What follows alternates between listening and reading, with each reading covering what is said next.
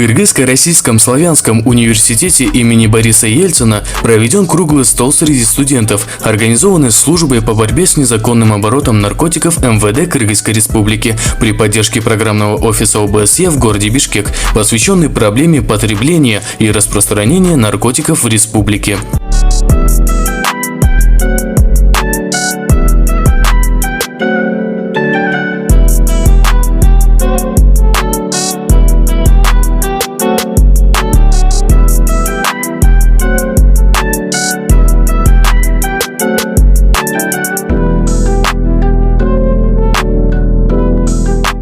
Мероприятие собрало студентов с 1 по 3 курса юридического факультета для обсуждения профилактических мер по предотвращению распространения и употребления наркотиков. Студентам были даны практические задания по поиску решений проблем, связанных с наркотиками.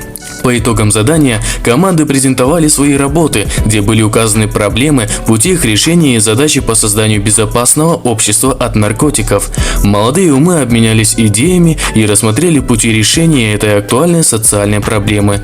По итогам мероприятия всем студентам были вручены сертификаты, подарки и активным участникам брендированные призы от СБ НУН МВД и программного офиса ОБСЕ в городе Бишкек.